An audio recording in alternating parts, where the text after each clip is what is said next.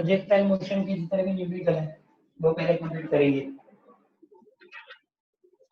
Projectile motion के लिए number of वो फॉर्मूलास लिखी थी लास्ट थियरी में था, तो डिफरेंट 10 फॉर्मूला थी जिससे हमने प्रोजेक्टाइल मोशन एक्सप्लेन की थी। तो सबसे पहले आज प्रोजेक्टाइल मोशन में इलस्ट्रेशन नंबर 4.7 से कंटिन्यू करेंगे। Illustration number 4.7। ओके, इसमें पूरा स्टेटमेंट पढ़ो। गैलीलियो ने सबसे पहले मोशन एक्सप्लेन की थी, और गैलीलियो ने जब मोशन एक्सप्लेन की थी एक स्टेटमेंट दिया था।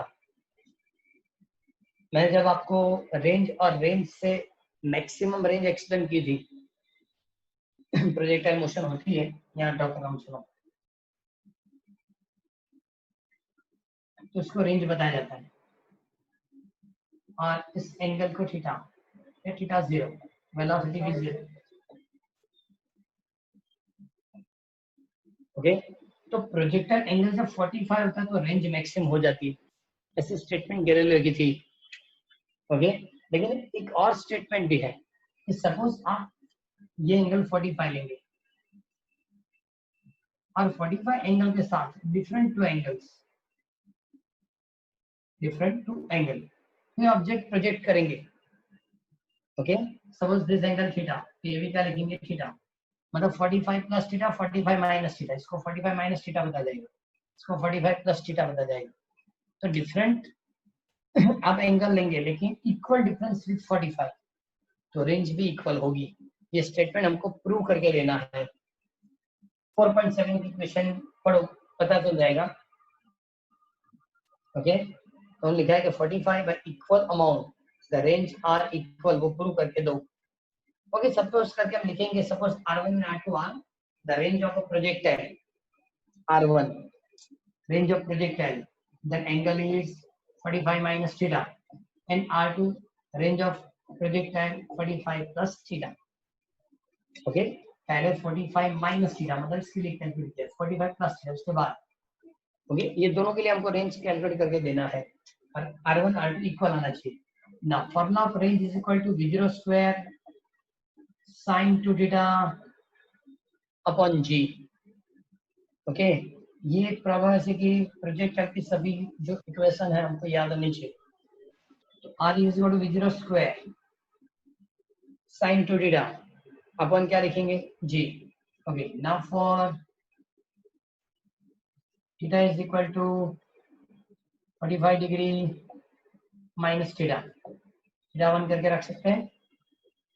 Now range R1 is equal to V0 square sin 2 45 degree minus theta upon G, and therefore R1 is equal to V0 square sin 90 minus theta, sorry 90 minus 2 theta,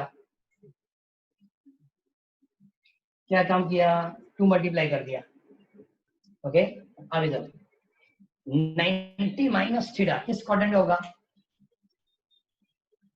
लिखा 90 minus 2 theta किस quadrant में होगा,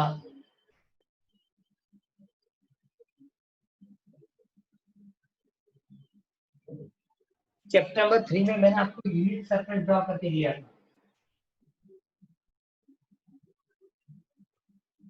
इसमें लिखा था first, ये second, third and fourth, ये 0, 90, 180, 270, ये इसको 360 भी लिख सकते हैं। ओके, सो 90 माइनस 2 थीटा मतलब यहाँ होगा फर्स्ट क्वाड्रेंट में आएगा, और फर्स्ट क्वाड्रेंट के अंदर सभी फंक्शन पॉजिटिव, यहाँ ऑल एस टी और C sine tan and cos, first में सभी पॉजिटिव है, तो इसका मतलब R1 is equal to V0 square sine 90 minus 2 theta, मतलब इधर इधर वो फिर से आप एक्सप्लेन करके दे रहा हूँ। मैंने लिखा है 90 प्लस और माइनस थीटा,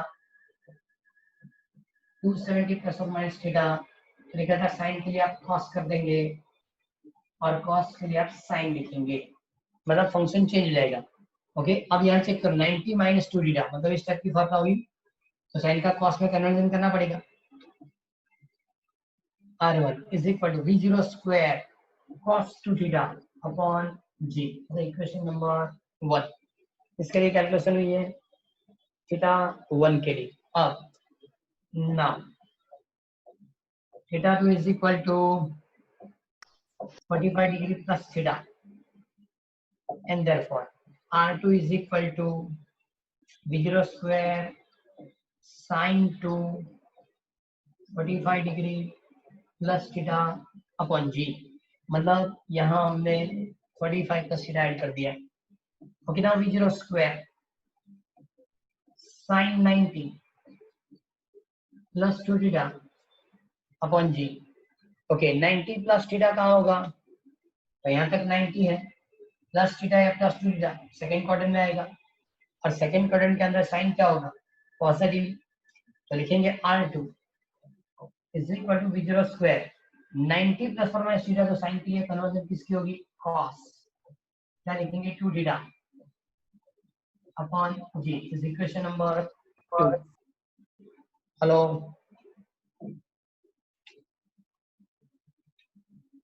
डाउट है?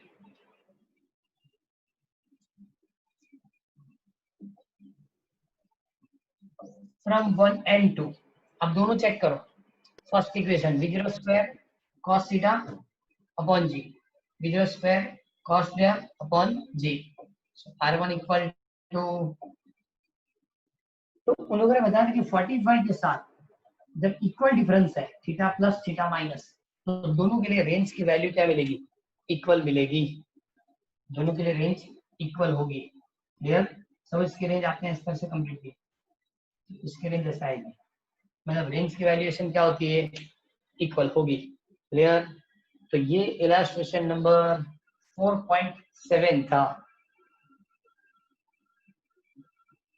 Illustration number 4.7. अब एक चीज और, इस न्यूमेरिकल को एमसीक्यू के तौर पे भी पूछा जाता है कि suppose initial angle of projectile theta 1 is equal to 35 degree, for which angle the range becomes equal या सेम. तो देखो 45 से 35 होना मतलब 10 डिग्री कम हो गया. सिमिलरली 45 से 10 प्लस करेंगे तो कितना होगा? 55. तो 35 डिग्री 55 डिग्री दोनों की रेंज क्या होगी? इक्वल. तो आपको फर्स्ट एक रेंज सॉरी एंगल की वैल्यू दी जाएगी, सेकंड एंगल आपको खुद को लिख के देना पड़ेगा. इस पर एग्जांपल बताया, for angle theta 1 is equal to 65 degree. Okay, so another which angle the range becomes equal. तो 65 मतलब 45 से 20 ज्यादा है, तो थीटा 2 45 से 20 कम होना चाहिए. तो इस तरह की रेंज की वैल्यू सॉरी एंगल की वैल्यू एमसीक्यू में पूछ सकता है, लेकिन इसकी कंटेंट यही है. Illustration number 4.7. क्लियर है? कोई डाउट इसमें? ओके, इलस्ट्रेशन के अंदर सिर्फ एक न्यूमेरिकल दिया जो आपको प्रोजेक्ट करता है, सिंगल न्यूमेरिकल, सिर्फ और सिर्फ प्रोजेक्टाइल मोशन के लिए है. नहीं है 4.9. Illustration number 4.9.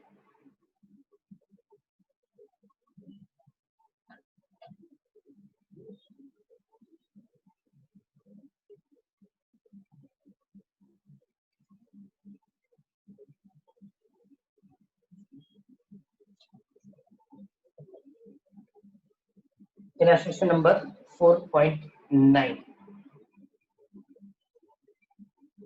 A cricket ball is thrown at a speed of 28 meters per second in a direction 30 degree above the horizontal.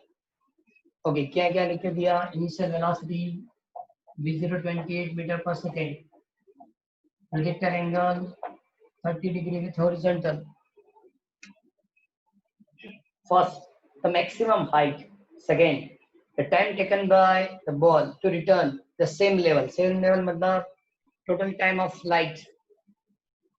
And third, the distance from the throw and the point where the ball returned. To the same level, मतलब range. ये तीन चीज calculate करनी है, height, time of flight and third range. Okay, अब इतना हमको लिख के दिया। चलो नंबर 1, सब में आपको एक्सप्रेशन ड्यू टू ग्रेविटी की जरूरत पड़ेगी। इसका मतलब जी की वैल्यू आप खुद लिख लेंगे, जी इज इक्वल टू 9.8 मीटर पर second square. First option, the maximum height,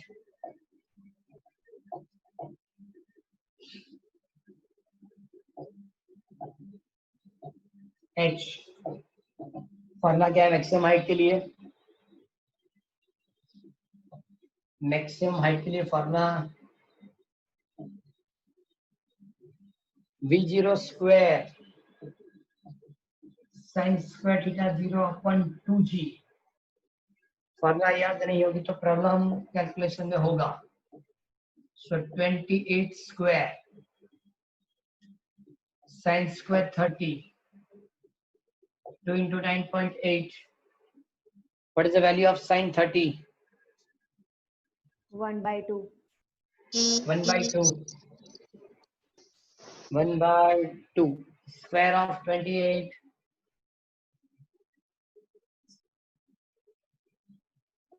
Okay, 1/2. Square के तो 1/4. इसको सिंप्लीफाई करके देना पड़ेगा।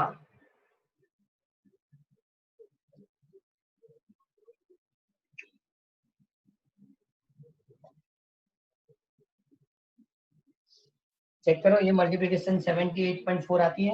आंसर आएगा उसका 78.4। उसका आंसर 10 आएगा divided by 78.4। So 10 meter. 10 meter. Okay. Now second option. So time of flight.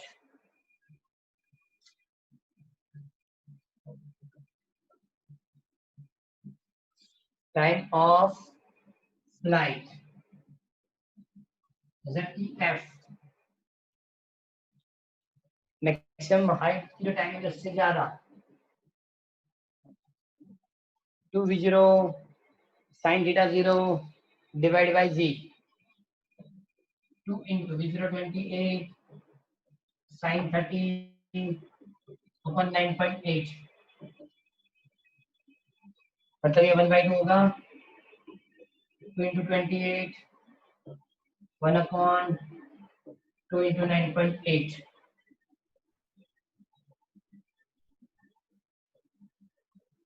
बताओ क्या वैल्यूएशन होगी?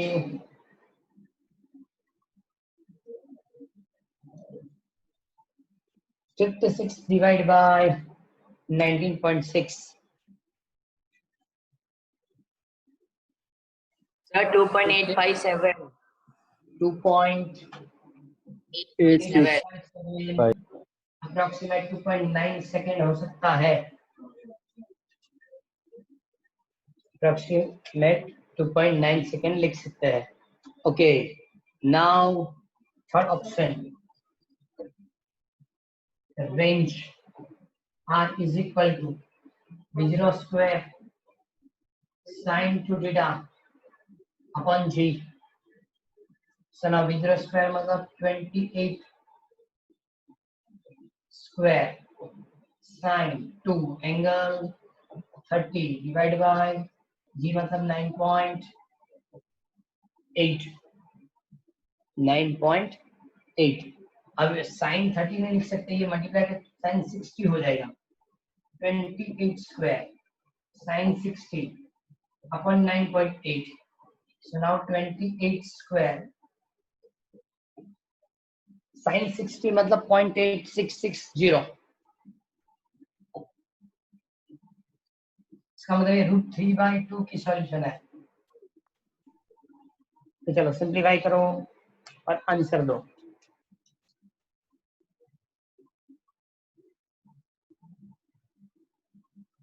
$69.28 69.28 मतलब डिफरेंट 3 फिजिकल क्वांटिटी कैलकुलेट करनी थी। ये न्यूमेरिकल 3 मार्क्स में होगा, लेकिन हर फिजिकल क्वांटिटी की जो फॉर्मूला पता चले, maximum height, time of flight, and range. Clear? तो दो न्यूमेरिकल ऐसे दिए जो दोनों न्यूमेरिकल प्रोजेक्टाइल के थे। और इस तरह की न्यूमेरिकल एक्सरसाइज के लिए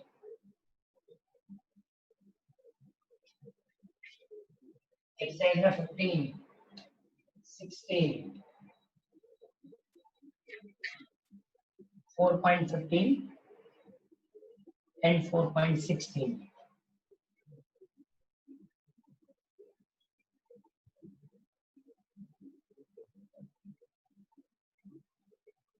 The first 4.15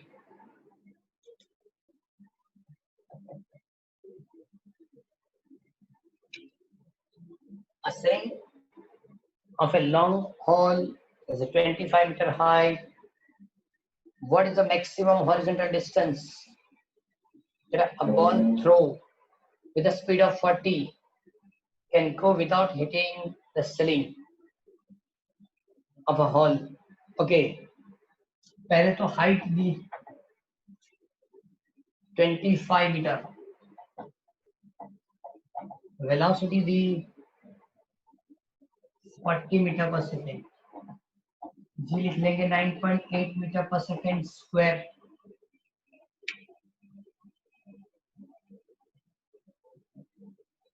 horizontal distance calculate करके देना है, और हॉरिजॉन्टल डिस्टेंस मतलब रेंज।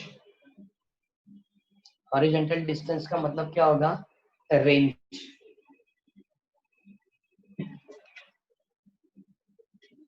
ओके, अब सबसे बड़ी बात ये है रेंज कैलकुलेट करने की जो फॉर्मूला है आर कैलकुलेट करना है। हमारे पास कौन कौन सी फिजिकल क्वांटिटी है? इनिशियल वेलोसिटी, हाइट है और जी दिया, ये दोनों तो बराबर है, लेकिन एक फिजिकल क्वांटिटी नहीं दी और वो है एंगल।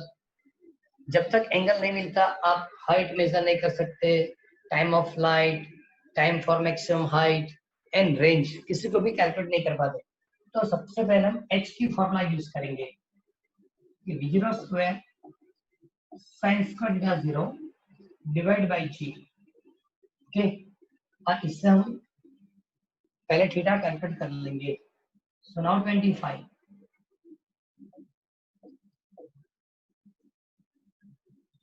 ओके 40 मतलब 40 sign square theta 0 upon 9.8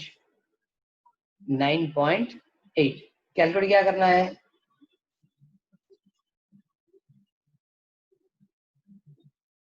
So now 25 into 9.8 upon 40 square। पहले सिंप्लीफाई करके दो कितना आ रहा है?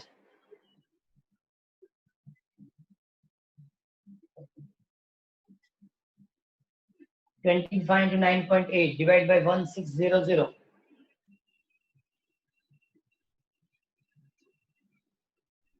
0.153125 0.15 3125 3125।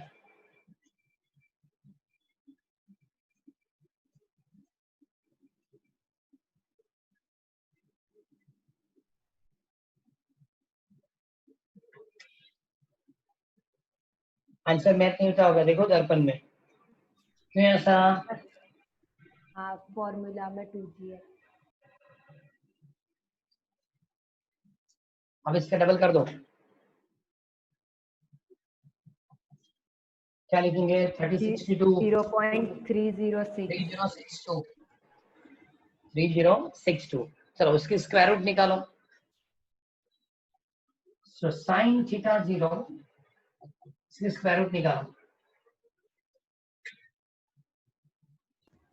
0.553 0.553 0.553 उसके बाद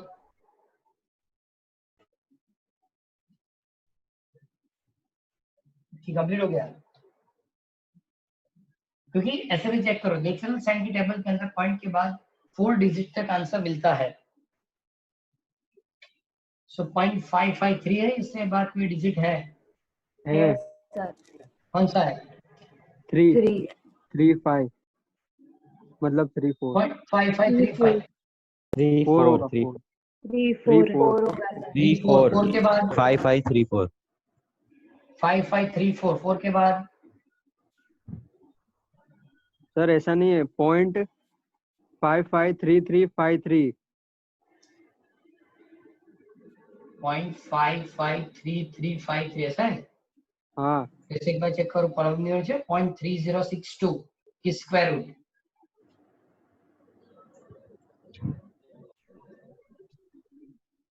पॉइंट 3062 की स्क्वायर रूट 0.553353। ओके 335। चलो इसको 33534 लेंगे, ऐड कर दिया 5 इसलिए। Okay now theta 0 is equal to sine inverse 0.5534। Natural sine की टेबल से चेक करके दो कि कितना आंसर आ रहा है।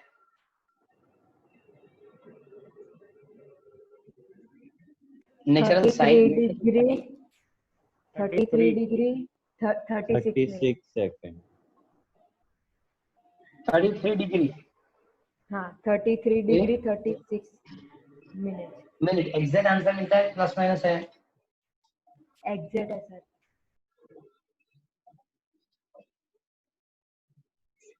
अब देखो ये थीटा 0 मिल गया, थीटा 0 मिल गया मतलब अब रेंज फाइंड करना इजी हो जाएगा, because the range r is equal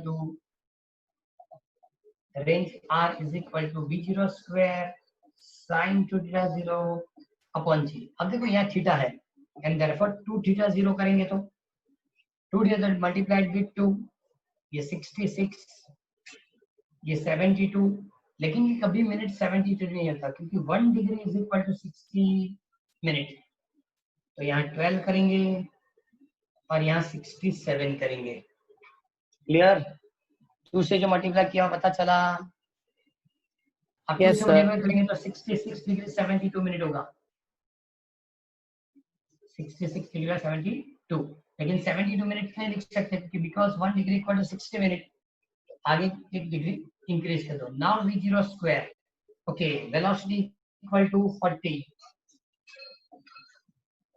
sin 2 theta, direct 2 theta की वैल्यू लिख दो 67 degree and 12 minutes divide by 9.8।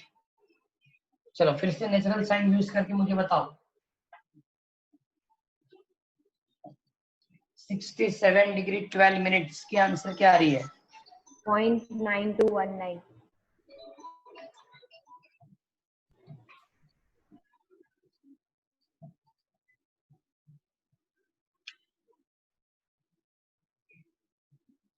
Okay अब रेंज फाइंड करो।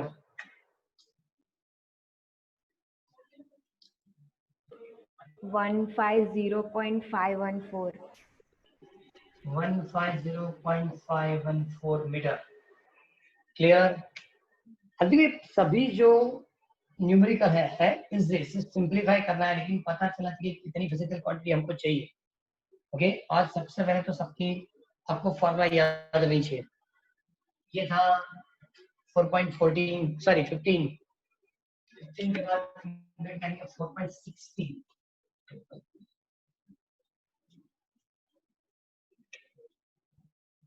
4.16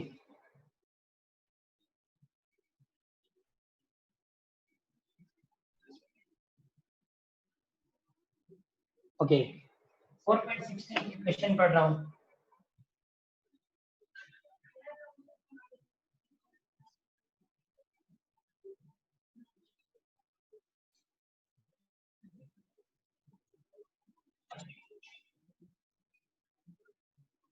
A cricketer can throw a ball to a maximum horizontal distance of 100 meter. Okay, maximum horizontal distance 100 meter मतलब ये maximum range होगा। horizontal distance को हम range बताते हैं। Okay, how much height above the ground can the cricketer throw same ball? Okay, range R is equal to v0 square sin 2 theta upon g. Okay, clear? लेकिन R is equal to R maximum and therefore theta is equal to theta maximum is equal to 45 degree. नहीं possible नहीं है and therefore R max is equal to V0 square. अब suppose मान के मैंने यहाँ 45 लिखा तो sin 90 होगा और sin 90 की वैल्यू क्या होती है 1. So V0 square upon G is a formula of maximum range. So क्या लिखेंगे हम maximum range. Clear? तो is equal to 100 is equal to क्या होगा 100 डिग्री. अब H maximum कैलकुलेट करना है कि H maximum कैलकुलेट करना है H maximum कैलकुलेट करना है. ओके पहले H लिखेंगे. Now H is equal to V0 square sin square theta 0 upon 2G.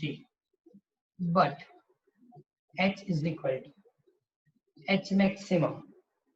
H is equal to H maximum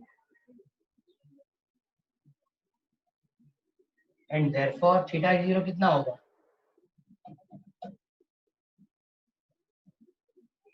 H maximum लेंगे तो थीटा 0 कितना होना चाहिए 45 या 90 45 होगा ना सर.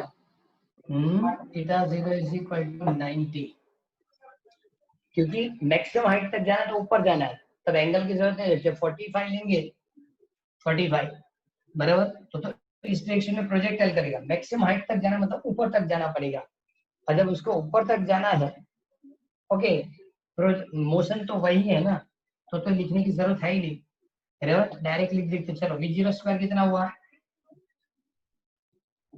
साइन 2 into 45 अपॉन क्या लिखेंगे 2G बराबर. ओके चलो सो H मैक्सिमम मोशन तो वही के वही है मतलब एंगल तो चेंज हो गया नहीं बराबर है. थीटा इक्वल टू 45 लिखेंगे. अब देखो V0 square by G V0 square by G is 100. Okay ये sin 90 यहाँ लिख रहा हूँ sin 90 बाद में sin 90 डिवाइड बाय G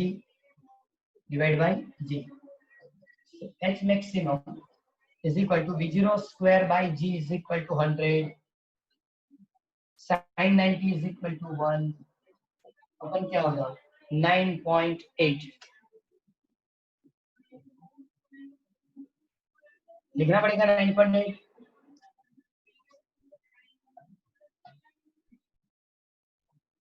देखना क्या क्या लिख रहा हूँ V0 स्क्वायर अपॉन G यहाँ हो गया sin 90 इधर हो गया ये 2 यहाँ लिखना था और 100/2 मतलब आंसर क्या होगा. अरे चलो इसका माइक स्टार्ट हुआ. Okay range R is equal to V0 square sin theta upon G. R equal R maximum होता है इसका मतलब theta equal to theta maximum 45 होगा. ओके तो R maximum equal to V0 square by G जो हमको 100 मीटर दिया गया था. ओके जो हमको 100 मीटर लिख के दिया गया था इसलिए हमने फॉर्मूला डायरेक्ट यूज कर दी कि V0 square by G is equal to 100 metre. ना X equal to V0 square sin square theta upon 2G. Okay angle वही रखना है 45. So V0 square sin 2 45 upon 2G. So V0 square by G मैंने separate इसलिए किया कि ये value यहाँ सब्स्टिट्यूट कर सके. ओके sin 90 अपॉन 2 तो इसका मतलब V0 square by G is equal to 100 sin 91 divide by 2 answer कितना होगा 50 मीटर. क्लियर. तो ये हुआ 4.16 नंबर 4.16 नंबर. अब जो न्यूमेरिकल कैलकुलेट कर रहे हैं हम अब जो न्यूमेरिकल कैलकुलेट करेंगे वो सभी numerical angular motion rotational motion क्या है. रोटेशनल मोशन मतलब क्या होगा कि सेंटीपिटल एक्सेलरेशन या एंगुलर स्पीड. जो मैंने सेंटीपिटल एक्सेलरेशन जब एक्सप्लेन किया था सर्कुलर मोशन में तब ये कैलकुलेट करके दिया था. पहले चारों कंप्लीट हो गए. ये 4 न्यूमेरिकल आपको रोटेशनल मोशन के सॉरी अच्छा जो आपको दिए हैं सभी रेक्टेंगुलर XY प्लेन के अंदर जो होगी प्रोजेक्टाइल इसके लिए दिए. ओके एक चीज और एक्सप्लेन कर रहा हूँ उसमें कितनी फिजिकल क्वांटिटी होती है. Time for maximum height time for flight and range and maximum range. इतनी फॉर्मूला याद रखेंगे तो आपको डिफरेंट टाइप के सभी न्यूमेरिकल कंप्लीट मिलेंगे। ओके, अब एक काम करो, एक बार फिर से रिजॉइन हो जाओ, तो आज वो कांस्टेंट एक्सेलरेशन की न्यूमेरिकल भी कंप्लीट हो जाए। फिर से एक बार रिजॉइन होना है, क्लियर? चलो ये एंड कर रहा हूँ। अब जो न्यूमेरिकल कंप्लीट करेंगे वो angular speed, angular velocity, angular acceleration, centimetre acceleration, 3 ऐसे न्यूमेरिकल है छोटे छोटे जो इसी डिवीजन में कंप्लीट हो जाए। सबसे पहले तो angular speed omega is equal to theta by T, angular speed theta upon T, velocity बताएंगे तो भी चलेगा।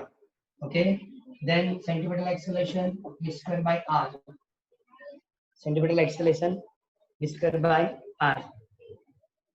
ओके, सिमिलर क्वेश्चन जो है 5 इससे कंप्लीट कर लेते हैं। इसमें आगे जाएंगे 4.17, एक्सरसाइज में 4.17, a stone tie the end of a string of 80 centimeter long,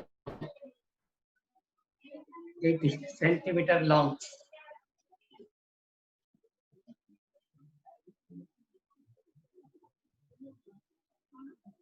तो लेंथ जो है उसको रेडियस बता सकते हैं।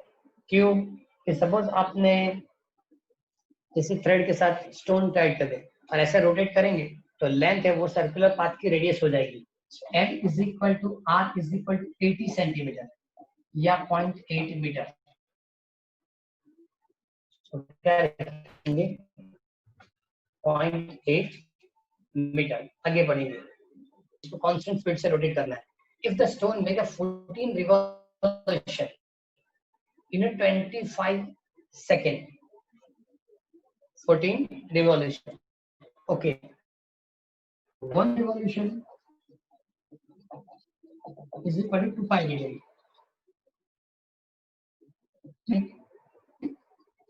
So pi upon 180 क्या लिख सकते हैं? इसको 2 pi radian सेकेंड चैप्टर में कंप्लीट किया था। किसी भी एंगल को रेडियन में कन्वर्ट करना है तो multiply with pi upon 180।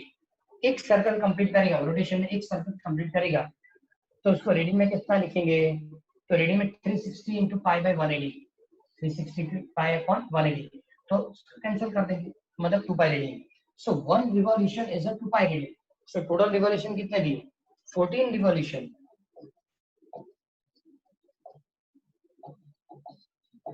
So 28 pi radian. ये 28 पाई रेडियन जो है वो एंगुलर डिस्प्लेसमेंट हुआ जिसको थीटा बता सकते हैं। टाइम की वैल्यू क्या लिखी? सो 25 सेकेंड। ओके, क्वेश्चन क्या दिया? What is the magnet and direction of acceleration of the stone? Clear? चलो सबसे पहले इसके लिए एंगुलर स्पीड कैलकुलेट करना पड़ेगा।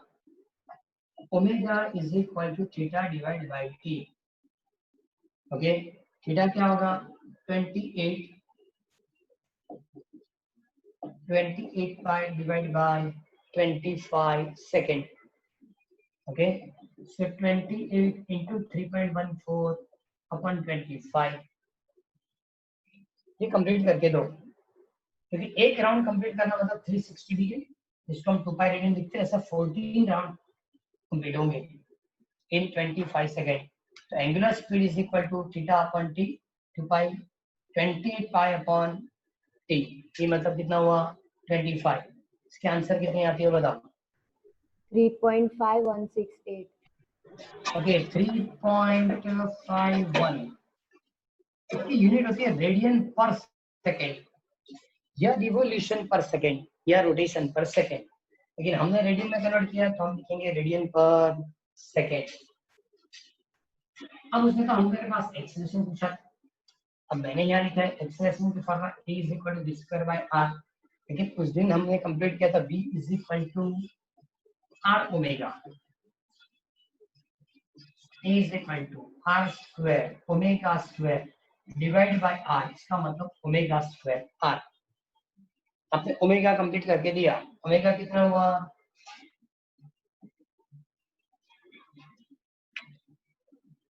ओमेगा कितना है? ये 3.51 होल स्क्वायर इंटू 0.8 रेडियस और लेंथ इक्वल है, मल्टीप्लाई कर दो, आंसर बताओ। 9.856 9.85, अब देखो 9.85, सो मीटर पर सेकेंड स्क्वायर, मीटर पर second square, because the linear acceleration, तो यूनिट क्या होगी, मीटर पर सेकेंड स्क्वायर। क्लियर?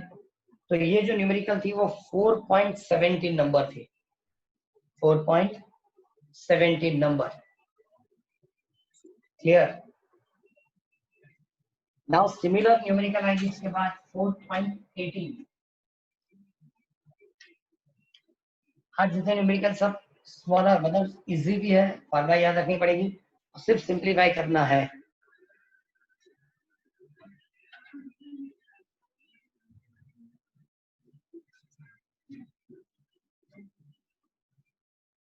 ओके, 4.18 में बताएं डेल्टा,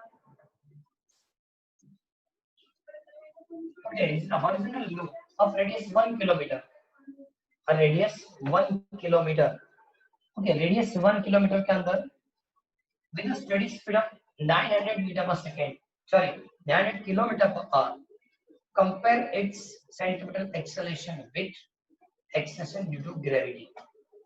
ओके, चलो फॉर्मूला तो है, लेकिन सबसे पहले जो velocity the,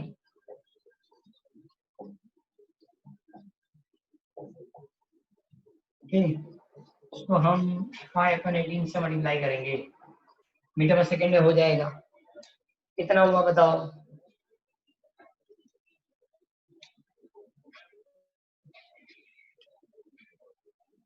nine 900 into 5 divide by 18, 250 250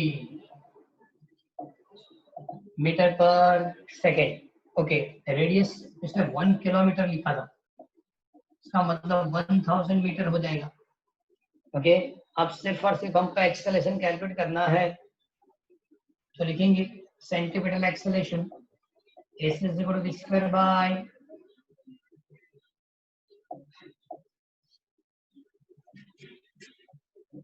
okay 25 square to 625 00 divide by 1000, so 62.5 meter per second square the acceleration, okay, and acceleration due to gravity is a 9.8 metre पर सेकेंड स्क्वायर। उनके दोनों की रेशियो कैलकुलेट करनी है, so now centripetal acceleration, gravitational acceleration, 62.5 9.8, check करो ratio कितना आता है। 6.3775 6.37, ओके, बहुत चले गए, तो 6.4 भी लिख सकते हैं। Simple acceleration, centimetre acceleration is 6.4 times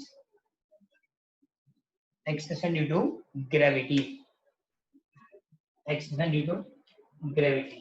clear? अब सपोज एक्सेलरेशन होगा तो बाद में करेंगे, क्योंकि बहुत सारे न्यूमेरिकल आज हो चुके हैं। हाँ, वरना वर्क ज्यादा हो जाएगा, होमवर्क ज्यादा हो जाएगा। क्लियर? आज टोटल 6 न्यूमेरिकल हुए, सभी कंफर्म कंप्लीट करना है। ये इलास्ट्रेशन है और ये एक्सरसाइज, एक बार राइट अप करके प्रॉपर्ली चेक करो, डाउट है तो कंप्लीट करो। ओके, आज टेस्ट 3 बजे होगा, चैप्टर 3 के न्यूमेरिकल। ओके, क्योंकि टाइम टेबल में इस वीक का टाइम टेबल थोड़ा चेंज था, कि फ्राइडे वाली टेस्ट ओके 3 बजे होगी, नेक्स्ट वीक से भी यही होगा। आपकी टाइम टेबल में चेंज नहीं हो, लेकिन 12th में चेंज है। आपकी टाइम टेबल के हिसाब से हर फ्राइडे फिजिक्स टेस्ट होगी ना, इसलिए आपकी टाइम टेबल चेंज नहीं है, सॉरी 12th की टाइम टेबल चेंज है।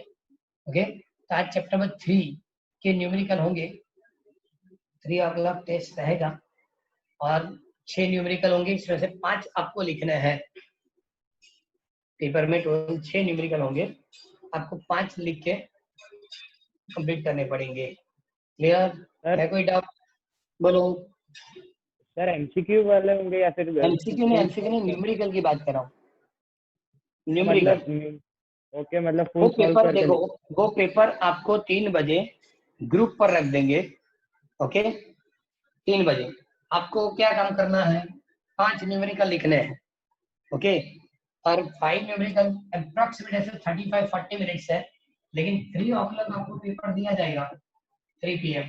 ओके, 3:45 पे कंप्लीट करके ये टेस्ट कंप्लीट हो जाना चाहिए 3:45।